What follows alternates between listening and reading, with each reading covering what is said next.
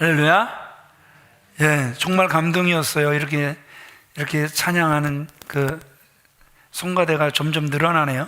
다음엔 더 많이 늘어날 것 같아요. 예, 감사합니다. 예, 아주 감동이었습니다. 자, 깨진 유리창의 법칙이라는 게 있어요. 뭐냐 하면, 누가 돌을 던져 유리창을 깼는데 그냥 그걸 가만히 두면 이제 저 집은 빈집인가 보다. 그래갖고 이제 사람들이 더 유리창도 깨고, 그래서 그 집은 곧 폐허가 되어진다라는 이야기입니다. 어느 동네에서 실제로 있었던 이야기인데, 동네 입구에 빈 공터가 있었는데 언제부턴가 사람들이 이 공터에 쓰레기를 버리기 시작을 하는 거예요. 그래서 동네 입구가 순식간에 쓰레기장으로 이렇게 변해버린 겁니다. 그러니까 이 쓰레기장이 된 것을 보고 분개한 그 동네 사람들 60명이 도장을 찍어 탄원서를 구청에 제출을 합니다. 그래서 얼마 후 구청에서 몰래 카메라를 이렇게 설치를 해서 어떤 쓰레기 같은 인간들이 쓰레기를 몰래 갖다 버리나, 그래서 쓰레기 같은 인간 20명을 딱 이렇게 찾아냈는데, 그 중에 13명이 쓰레기를 누가 이 동네에다 버려, 이 동네 입구에 버려, 같이 분개한 13명이 쓰레기를 버린 사람들 중에 포함돼서 걸렸다라는 것이죠. 참 앞뒤가 틀린 위선적인 그러한 삶을 살아가는 것이죠. 세들백 교회 릭 워렌 그 목사님이 하나님께서 이 땅을 살아가는 동안 하나님의 백성들, 그래서 교회를 향해 하나님은 파도를 보내신다라는 의미 있는 말을 해요. 뭘 보내신다?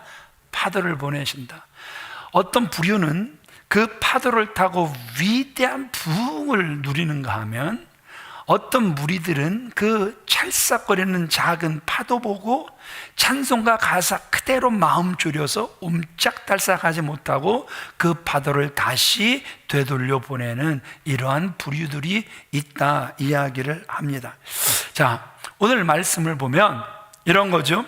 하나님을 섬기는 이스라엘 백성들이 하나님을 섬긴다고 섬기는데 하나님의 도우심을 하나도 받지를 못하는 거예요.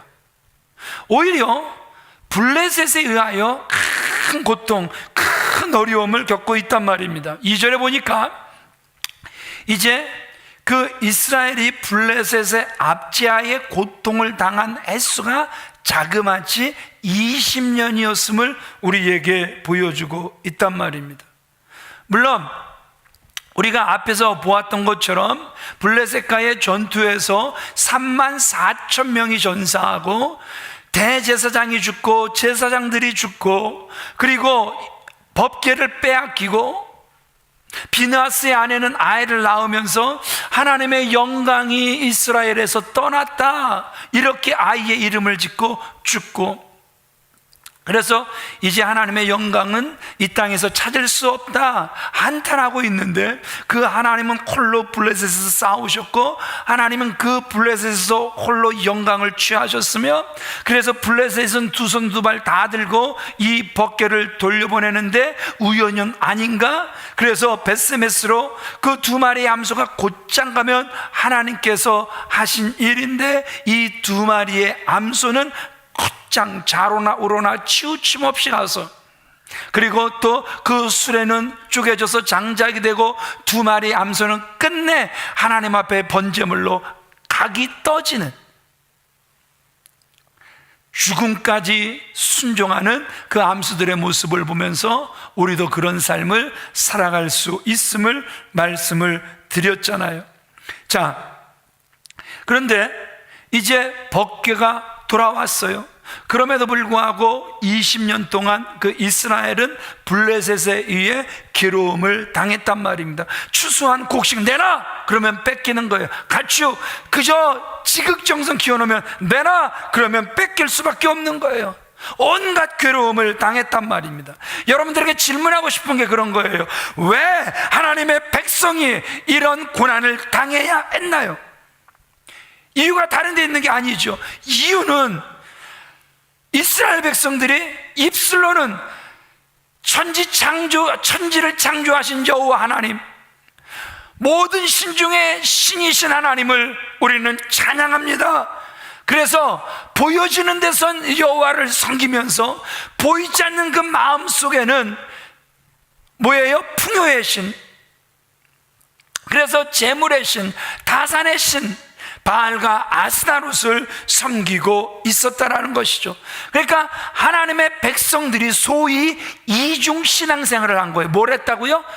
이중 신앙생활을 했음을 우리에게 보여주고 있다라는 것이죠. 3절 우리 한번 읽어보겠습니다. 시작.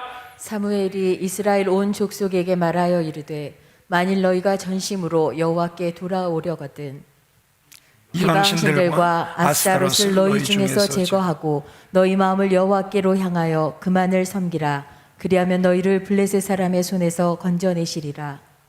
보세요.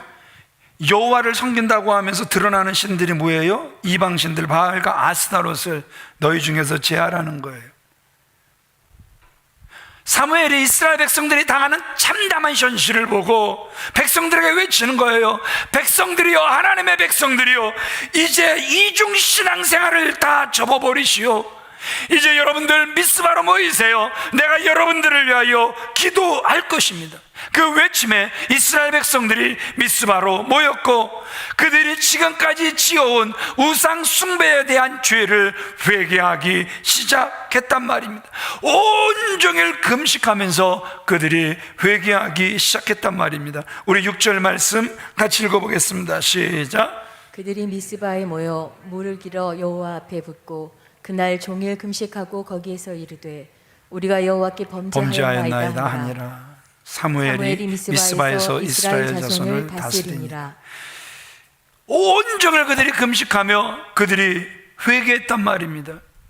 그래서 그들의 마음을 하나님께 향하는, 그래서 그 전심의 근사치에 그들이 가고 있음을 우리에게 보여주고 있습니다. 그런데 이게 웬일입니까?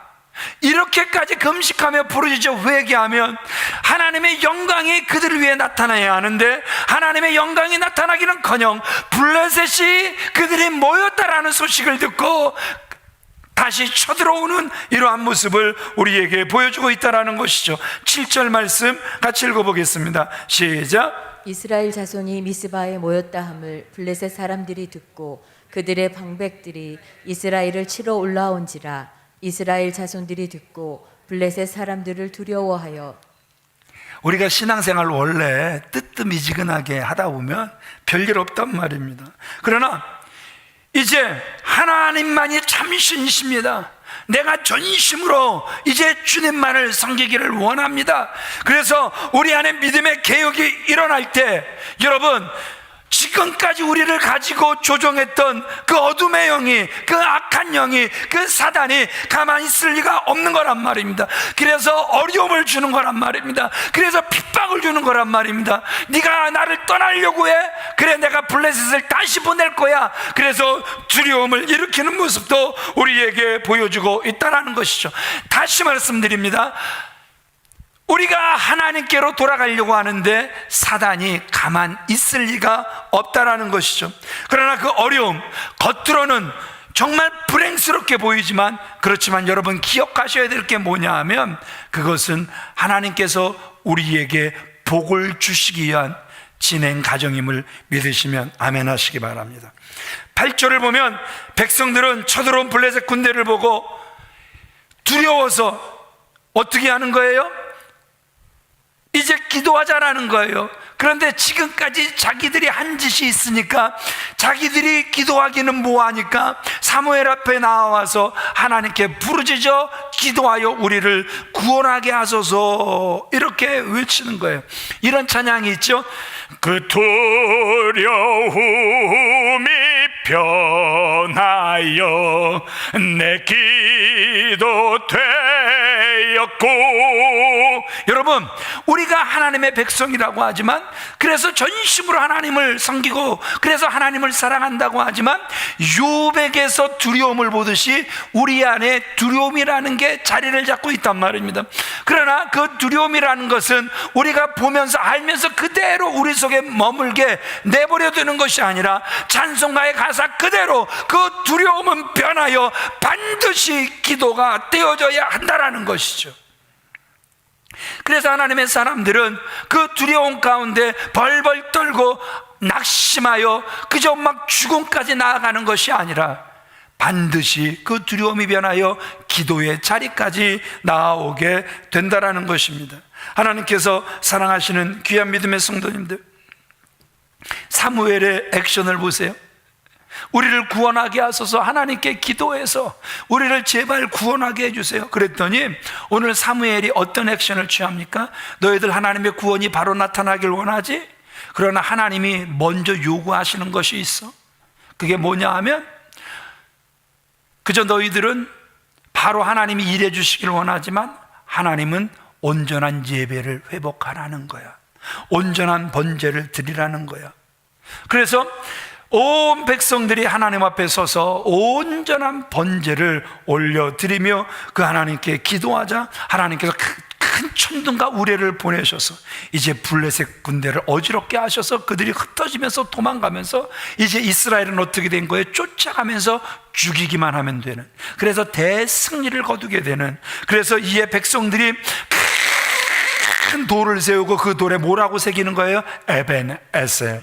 무슨 뜻입니까? 지금까지 인도하셨다, 지금까지 우리를 도와주셨다. 12절 말씀 같이 읽어보겠습니다. 시작. 사무엘이 돌을 취하여 미스바와 센 사이에 세워 이르되 여호와께서 여기까지 우리를 도우셨다 하고 그 이름을 에벤에셀이라 하니라. 여러분들에게 질문하고 싶은 게 이거예요. 저와 여러분들이 종교인이 아닌 정말 하나님을 섬기는 하나님의 백성들이라면, 그래서 저와 여러분들이 하나님의 자녀가 됐음을 믿는다면 아무리 힘들고 어렵고 괴롭고 눈물 나는 고통 속에 있다 할지라도 깨달아야 하는 것이 뭐냐 하면 하나님은 지금까지 우리를 도우셨다라는 거예요. 아멘이십니까? 그 고통 중에도, 그래서 블레셋의 압제 속에도 깨달아 뒤돌아보니 그 어느 것 하나 하나님의 손길 안 미친 곳 전혀 없네. 그렇죠? 지나온 모든 세월들 돌아보아도 그 어느 것 하나 주의 손길 안 미친 곳 전혀 없네. 그래서 저는 오늘 이 말씀을 준비하면서 우리 성도님들에게 하나님께서 은혜 내려주셔서 이 에벤에셀의 은혜를 받기를 원합니다. 코로나 위기 속에서 여기서 끝나는 줄 알았더니 이건 정말 넘어갈 수 있으려나 싶었더니 아프리카 돼지열병 또 발병을 하고 얼마나 많은 가축들이 또 죽어나가야 되는지, 또 이 고비가 이제 넘어갈 수 있을까 싶은데 또 이제는 그 조리독감 철새들이 또 우리나라를 향해서 날아오면서 또 얼마나 많은 짐승들이 또 죽어나가야 되는지, 여러분 정말 피해가고 싶은데, 피할 수 있으면 정말 피하고 싶은데 피할 수 없는 일이, 정말 참 어려운 일, 참 죽을 일들이, 거기다가 경제 위기까지. 그러니까 이게 와트레오 이 식당에 가서 그 저녁 때 제가 이제 서울에 볼 일이 있어서 건너머 목사님하고 갔다가 이렇게 저는 5시 넘으면 저녁을 안 먹는데 건너머 목사님이 수고해서 같이 밥을 먹으러 가자 그랬어요. 그래서 이제 저는 밥 먹는 것만 이렇게 쳐다보면서 집사님 오늘은 몇 팀 받았어요? 그랬더니 목사님이 첫 테이블이에요 이러는 거예요. 그 저녁 8시에 첫 손님을 우리 집사님이 받은 거예요. 얼마나 마음이 아프든지. 그래서 그 다음날 또 갔어요. 점심 때 또 데리고 가서 또 점심 이렇게 또 사 먹고, 정말 얼마나 성도님들의 삶이 또 어렵고 힘들고 참 눈물 날 일 많고 참 괴로운 일 쌓여있는 안타까운 모습들을 보게 된단 말입니다. 그럼에도 불구하고 오늘 본문이 우리에게 보여주는 하나님의 은혜는 뭐냐 하면 이스라엘이 그 블레셋의 20년의 압제 속에 과연 하나님은 지금도 우리와 함께 하시는가? 하나님은 지금도 우리를 도우시는가? 그러나 은혜를 받고 뒤돌아보니 하나님은 지금까지 우리를 도우셨다라는 거예요. 믿어지시면 아멘 하시기 바랍니다. 깨달아지시면 아멘 하시기 바랍니다. 그래서 우리는 이 에베네셀, 이 은혜의 단어를 붙잡을 수 있는 성숙한 믿음의 사람들이 되어져야 한다라는 거예요. 여러분, 그러면 우리가 이 에베네셀의 은혜를 받길 원한다면 1번 같이 읽어보겠습니다. 시작. 에베네셀의 은혜를 받기 원한다면 전심으로 여호와께 돌아와야 합니다. 3절 같이 읽어보겠습니다. 시작. 사무엘이 이스라엘 온 족속에게 말하여 이르되 만일 너희가 전심으로 여호와께 돌아오려거든 이방신들과 아스다롯을 너희 중에서 제거하고 너희 마음을 여호와께로 향하여 그만을 섬기라. 그리하면 너희를 블레셋 사람의 손에서 건져내시리라.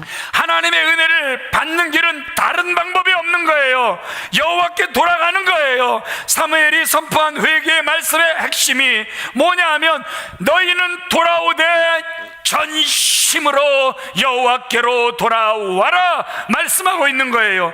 전심으로 여호와께 돌아온다라는 게 무엇입니까? 이제 형식에서 벗어나라는 거예요. 감정적인 회개에 그치지 말라는 거예요. 이제 너희들이 섬기던 이방신들 싹 다 제거하라는 거예요. 그리고 여호와께 돌아오라는 거예요. 이게 다른 말로 무슨 뜻이냐면 우리의 그 모든 시선을 주님께 고정하라 말씀하고 있는 거예요. 전심이란 다시 말해 너의 마음 전체가 나를 향하기를 원한다. 하나님, 저 오늘 말씀의 은혜 정말 많이 받았습니다. 그러니까 앞으로 제 마음을 세상 50 하나님께 50 드릴게요. 아예 오늘 은혜가 조금 더 넘쳤어요. 하나님 감사하네요. 이제 하나님께 60% 드리고 세상으로 40%만 제가 향할게요. 아이고 하나님의 은혜가 한량없이 크네요. 이제 하나님께 제 마음을 90을 드리고 하나님 세상을 향해 제 마음을 10% 정도만 제가 빼앗길게요. 어떻게 보면 우리가 선심 쓰며 하나님께 무엇인가 후하게 내어드리는 것 같은데 하나님의 마음은 50도, 60도, 90도, 99도 아닌 임계점이라는 것은 99.9에 끓는 것이 아니라 100일 때 끓는 것처럼 하나님이 우리에게 원하시는 것은 전심인 줄 믿으시면 아멘 하시길 바랍니다. 그래요. 우리 잠언 1장 23절 말씀 같이 읽어보겠습니다. 시작. 나의 책망을 듣고 돌이키라. 보라, 내가 나의 영을 너희에게 부어주며 내 말을 너희에게 보이리라. 나의 책망이 너희에게 들려지니 그 책망을 듣고 돌이켜. 그러면 내가 나의 영을 부어줄 거야. 내 말을 너희들에게 보여줄 것이야. 그래서 살 사람들은, 하나님께서 세우실 사람들은, 하나님께서 열어가실 사람들은 하나님의 책망을 듣고 돌이키는 거란 말입니다. 어렸을 때 부모로부터 버림을 받고 고아원에서 자라다가 14살 때 고아원에서 탈출해서 이제 범죄 속으로 들어가 결국 교도소에 7번이나 그 드나든 한 청년에게 목사님이 훈계하는 그러한 이야기예요. 이렇게 이야기를 합니다. 형제, 이제껏 피 한 방울 섞이지 않고 자네에 대해서는 아무것도 모르고 돌봐줄 이유도 없는 그 누군가가 자네를 키우지 않았나? 자네 혼자 기저귀 갈았나? 자네 혼자 젖병 붙잡고 젖을 먹었나? 자네가 피똥이일 때 지금 기억도 못하는 바로 그 누군가의 사랑을 받았기에 오늘날 자네가 있는 것이 아닌가?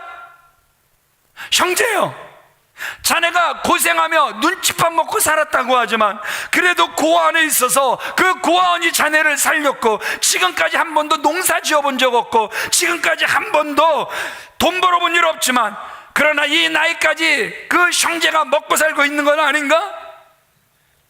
내가 생각할 때 형제는 분명 보통 사람보다 하나님의 사랑을 많이 받을 것인데 왜 반항하고 왜 원망하고 살아? 그 모든 거 다 떨쳐버리고 이제 하나님 앞에 감사하며 살아야 하지 않겠는가? 그 청년이 그 목사님의 그 교훈에 울림이 있었어요. 큰 깨달음이 있었어요. 많은 눈물을 흘리며 뉘우칩니다. 그러면서 이렇게 말을 해요. 다시는 하나님 원망하지 않겠습니다. 다시는 나를 버린 부모를 원망하지 않겠습니다. 다시는 이 사회를 원망하지 않겠습니다. 그가 뉘우치며, 그래서 마음을 하나님께로 고정하며 돌아갔다라는 거예요. 그래요. 하나님이 원하시는 건 우리의 나뉜 마음이 아니라, 그래도 세상보다 조금 더 하나님을 생각하는 마음이 아니라, 하나님 아버지가 원하시는 마음은 전심이라는 사실을 믿으시면 아멘 하시기 바랍니다. 우리 두 번째 같이 읽어보겠습니다. 시작.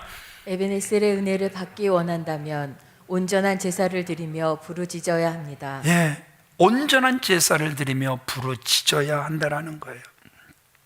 온 이스라엘이 회개하라는 그 사무엘의 말을 듣고 미스바로 모였습니다. 지금까지 섬기던 이방신들을 싹 다 버렸습니다. 그리고 하나님께 나왔습니다. 하나님께 나와 금식했습니다. 자신들의 죄를 다 토해냈습니다. 온 이스라엘이 영적으로 새로워지는 심령 부흥회가 벌어지고 있었단 말입니다. 영적으로는 새로워졌지만 그러나 아직도 외적 상황은 그대로였단 말입니다. 변한 게 하나도 없어요. 아니, 오히려 블레셋이라는 그 두려움의 군대가 그들 앞에 나타나 버리고 말았단 말입니다. 그런데 이런 일들은 죄송하지만 우리에게 흔히 있는 일들이란 말입니다. 어렵고 힘든 상황을 이기려고 더 열심히 신앙생활하고 그래서 다 봉사에 힘쓰지만 우리의 일이 더 꼬이고 안 되고 어려워지는 그러한 경우들이 있다는 것이죠. 그러면 하나님, 진짜 이게 하나님 뜻입니까? 하나님, 제가 이렇게까지 하나님 앞에 제가 헌신하는데 꼭 이렇게까지 하셔야 되겠습니까? 이게 하나님의 뜻이라면 저는 하나님의 뜻을 받아들이기가 정말 어렵습니다. 그러나 여러분, 다시 말씀드립니다. 그 어려움은 겉으로는 불행 같아 보이지만 사실은 복이라는 사실을 여러분들이 기억하셔야 된다는 거예요. 그러면 이 블레셋이라는 그 두려움의 위기가 우리 앞에 닥칠 때, 어려움, 괴로움, 그래서 참 죽을 일이 우리 앞에 다가올 때 과연 우리는 어떻게 해야 하는가? 다른 방법이 없다라는 거예요. 사무엘이 그들 이스라엘 백성들에게 제시한 것처럼 하나님께 더 가까이 나아가 하나님께 매달려 기도하는 수밖에 없다라는 거예요. 낙심하는 것이 아니라 안 풀리면 안 풀릴수록 하나님께 온전히 매달려야 되는 거란 말입니다. 그래서 나는 망해도 하나님 앞에서 망하겠습니다, 이러한 각오로 하나님 앞에 나아가 부르짖어 매달려야 하는 거란 말입니다. 블레셋이 쳐들어왔어요. 당황하고 두려워할 수밖에 없는 상황이었단 말입니다. 이스라엘이 할 수 있는 게 무엇이 있었겠습니까? 이스라엘이 할 수 있는 것은 오직 한 가지, 하나님께 매달려 기도하는 것밖에 없었단 말입니다. 9절 말씀 같이 읽어보겠습니다. 시작. 사무엘이 젖 먹는 어린 양 하나를 가져다가 온전한 번제를 여호와께 드리고 이스라엘을 위하여 여호와께 부르짖음에 여호와께서 응답하셨더라. 아멘. 하나님은요, 하나님의 백성 망하도록 내버려 두시지 않는 거예요. 믿습니까? 오늘날 많은 그리스도인들이 왜 영적 전쟁에서 패배하고 있습니까? 기도의 모양은 있는데 왜 기도의 능력은 체험하지 못하고 살아갑니까? 경건의 모양은 있는데 경건의 능력, 그런 거 우리 믿지 않아요. 경건의 능력은 부인하며 살아가고 있는 것일까요? 이유는 다른 데 있는 게 아니라 온전한 번제, 온전한 예배를 드리는데 실패하고 있기 때문이란 말입니다. 여러분들에게 질문하고 싶습니다. 지금 여러분들이 하나님께 내가 산제물이 되어 예배하고 있습니다. 아멘이십니까? 산제물이 맞습니까? 그럼 여러분들에게 질문하고 싶어요.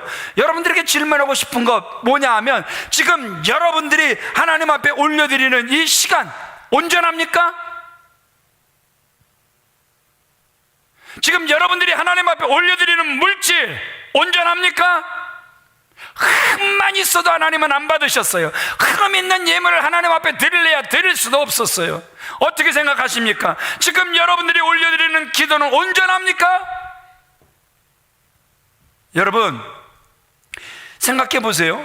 화로의 석쇠 위에 무엇을 올려놓는가가 정말 중요한 거잖아요. 쓰레기를 올려놔 보세요. 악취가 나는 거예요. 그런데 그 위에 갈비를 올려놓고 장어를 올려놔 보세요. 그 냄새가 여러분 얼마나 구수합니까? 번제 가운데, 그래서 내가 산 제물이라고 하나님 앞에 지금 올려드린다고 올려져 있는데 세상 쓰레기들이 혹시 섞여 있지는 않습니까? 악취가 나고 있지는 않습니까?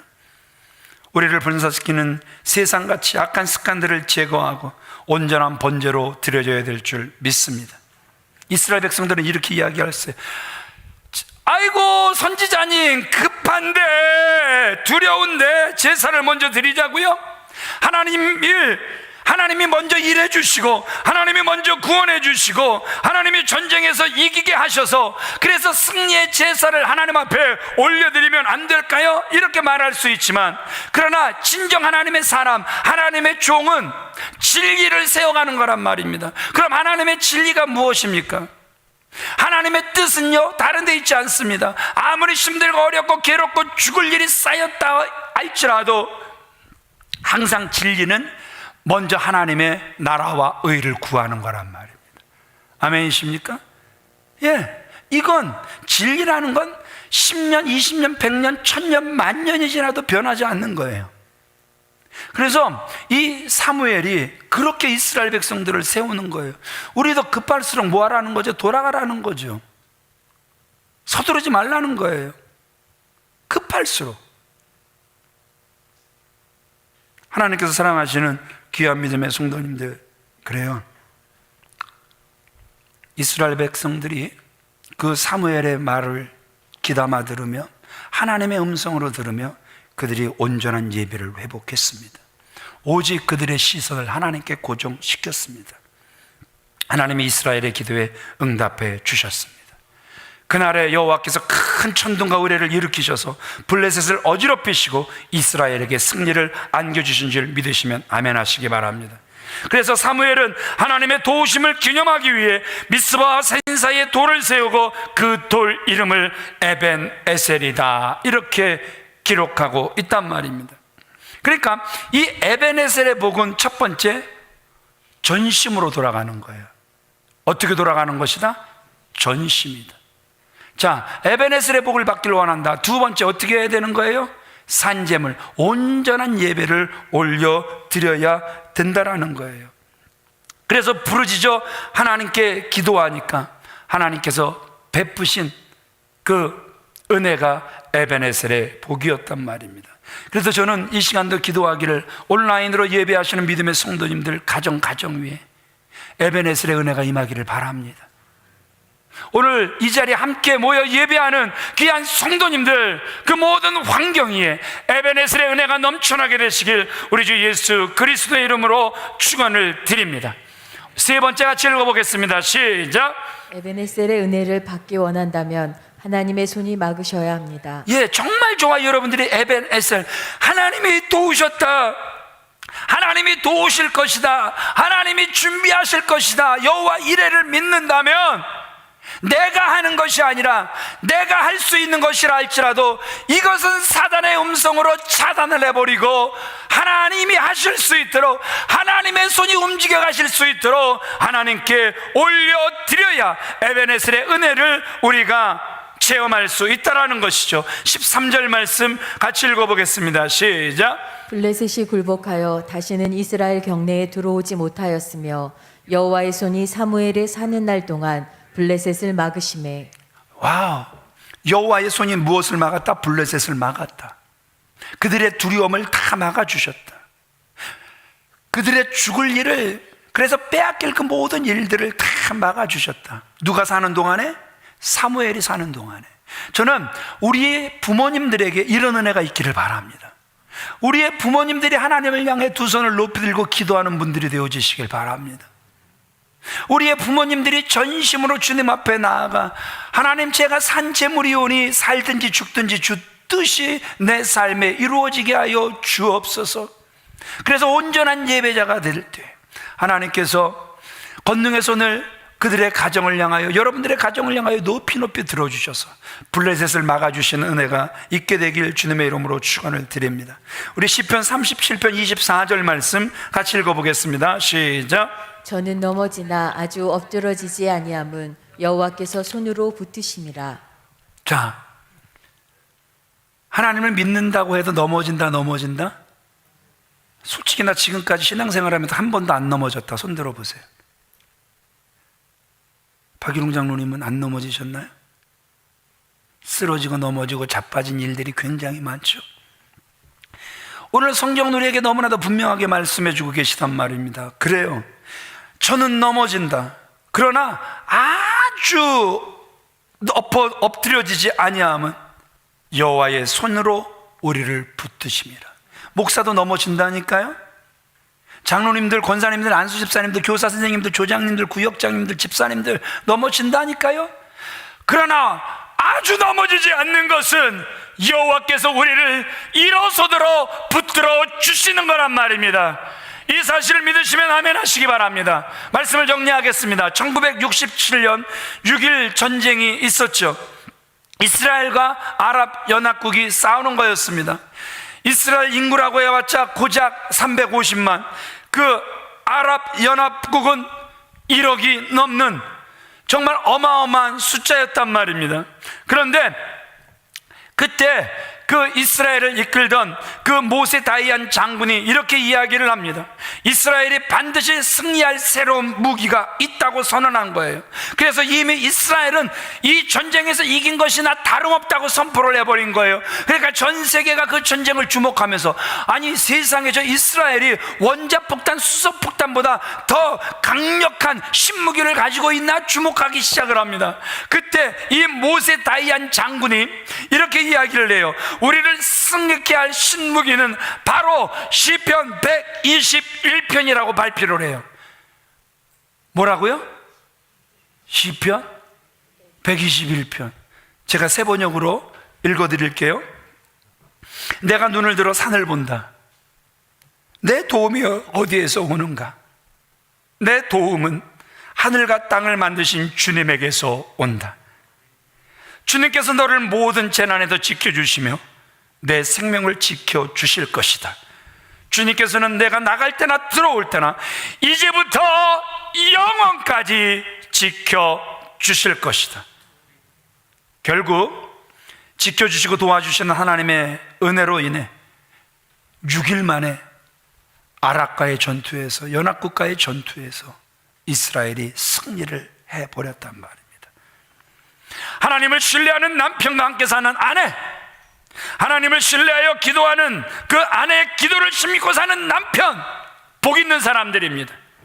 기도하는 부모를 둔 자녀, 부모를 위해 기도하는 자녀를 둔 부모, 다 복 있는 사람들이란 말입니다. 여호와의 손이 악과 형벌과 모든 재난을 막아주시는 은혜가 있게 되길 우리 주 예수 그리스도의 이름으로 축원을 드립니다.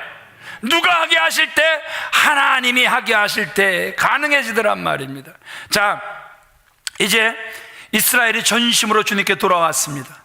온전한 그 예배, 온전한 번제, 산제물이 되었습니다.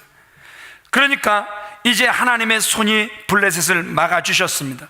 그랬더니 두 가지 복이 이스라엘에게 임하는데, 결론으로 두 가지 복을 우리 살펴보고 마치겠습니다. 우리 네 번째 같이 읽어보겠습니다. 시작. 잃은 땅이 회복됐습니다. 14절 같이 읽습니다.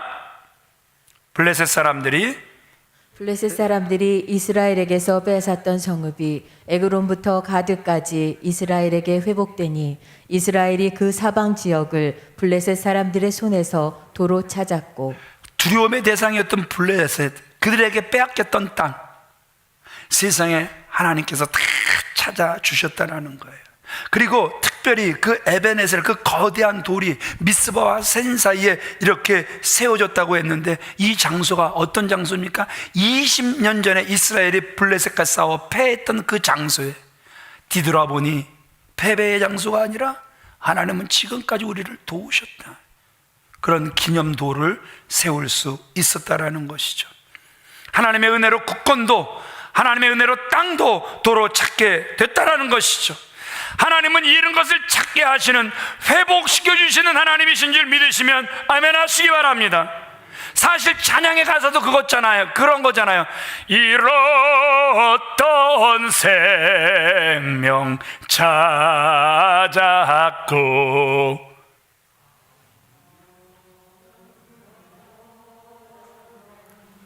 알긴 다 아시잖아요, 그죠? 예. 우리가 과거에는 죄와 허물로 죽었어요. 숨 쉬고 걸어다니고 돈 벌고 별 미친 짓 다 하고, 그래서 우리는 누가 죽었다 그러면 죽었다 하는 놈이 미친 놈이었지만, 그러나 살았다 하나 우리는 죄와 허물로 죽었던 사람이란 말입니다. 그런데 하나님의 은혜로 죽었던 저와 여러분들이 살아났다라는 것이죠. 그리고 잃었던 희망도 다시 찾게 해주셨단 말입니다. 따라합시다. 하나님은 회복시키시는 하나님. 그 회복의 하나님을 경험하기 위해서 여러분 전심으로 주님께 나아갑시다. 그 회복시키시는 하나님을 경험하기 위해서 산재물이 됩시다. 그 회복시키시는 하나님을 경험하기 위하여 하나님의 손이 일할 수 있도록 하나님께 올려드리는 하나님의 사람들이 다 되어지시길 주님의 이름으로 축원을 드립니다. 우리 다섯 번째 같이 읽어보겠습니다. 시작. 평화가 있었습니다. 14절 다시 읽습니다. 시작. 블레셋 사람들이 이스라엘에게서 빼앗았던 성읍이 에그론부터 가드까지 이스라엘에게 회복되니 이스라엘이 그 사방 지역을 블레셋 사람들의 손에서 도로 찾았고 또 이스라엘과 아모리 사람 사이에 무엇이 있었더라? 평화가 있었더라. 아멘. 그런데 여러분, 평화에는 두 가지가 있어요. 사람이 줄 수 있는 평화가 있어요. 힘 있는 사람이 줄 수 있는 평화가 있단 말입니다. 아버지가 어머니가 줄 수 있는 평화, 자식들이 잘 나감으로 줄 수 있는 평화, 이런 평화가 있어요. 그러나 또 하나의 평화가 있으니 하나님께서 우리에게 주실 수 있는 그 누구도 빼앗아갈 수 없는 영원한 평화가 있다는 것이죠. 우리 교회 위에는, 우리 가정 위에는, 우리의 그 모든 환경 위에는 하나님의 영원한 평화가 넘쳐나게 되시길 우리 주 예수 그리스도의 이름으로 축원을 드립니다. 예수님이 죽음에서 부활하셔서 이제 두려워 벌벌 떨고 있는 제자들을 찾아가시죠. 그러면서 그들에게 첫 마디가 무엇이었습니까? 너희에게 평강이 있을지어다, 이렇게 축복하셨단 말입니다. 자, 여러분들을 축복합니다. 하나님의 평강이 있으시길 바랍니다. 우리 옆 사람들을 축복하겠습니다. 우리 쳐다보면서 하나님의 평강이 있기를 바랍니다. 시작. 왜 하나님의 평강이 필요한 것입니까? 하나님께로부터 온 평강은 그 누구도 빼앗아갈 수 없기 때문에 그렇다라는 것이죠. 말씀을 마치겠습니다. 성경은 우리에게 하나님께서 집을 지켜주지 않으시면 헛되다고 말씀하고 있어요. 무슨 뜻입니까? 하나님의 복이 없으면 사람의 어떠한 노력도 물거품이 된다는 사실을 우리에게 말씀하고 있다는 것이죠.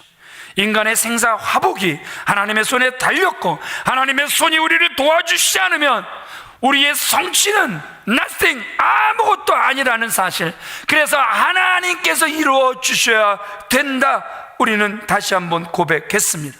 그러기에 그 하나님께서 이루어 주심을 우리가 누리기 위하여서 우리의 연약함, 우리의 미약함을 깨닫고 하나님의 도우심을 받으며 살아가는 저와 여러분들이 다 되어지시길 우리 주 예수 그리스도의 이름으로 축원을 드립니다.